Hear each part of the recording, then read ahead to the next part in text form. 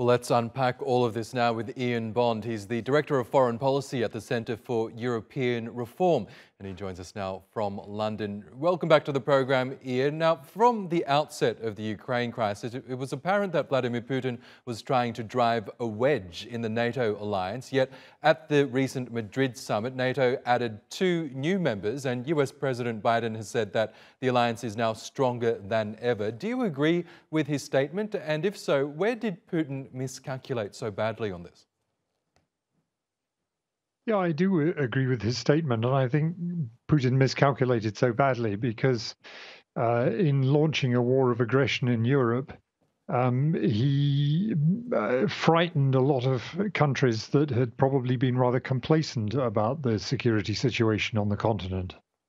That's right. Those countries, Sweden and Finland. Finland, of course, shares an extensive border with Russia. Now, in Ukraine, the NATO alliance and its coalition partners have shown remarkable unity up to this point. What's the greatest threat to this alliance in the months ahead, do you think?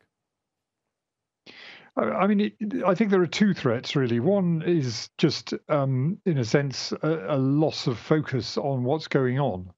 I mean, at the beginning, if I take the media in my own country, at the beginning, all of them were running constant coverage and updates and had, their news teams in Kiev or in Lviv and providing round the clock reporting on what was going on.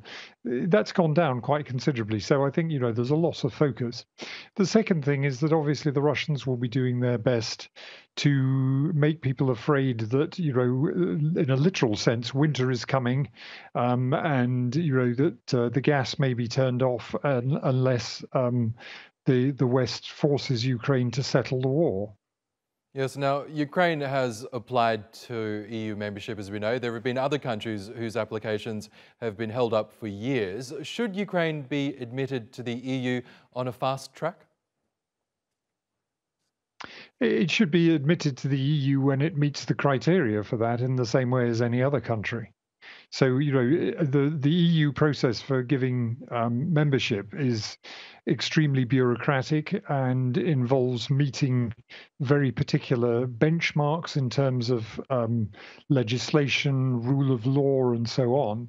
And if you can tick all the right boxes, then there should be no reason why you don't get into the union. But it's not going to happen overnight, and I don't think that it will be short-circuited. People are not going to say, well, we should give Ukraine a free pass on these obligations. Okay, Ian Bond from the Centre for European Reform. We will have to leave it there, but really good to get your analysis. Thank you for joining us on the program. Thank you.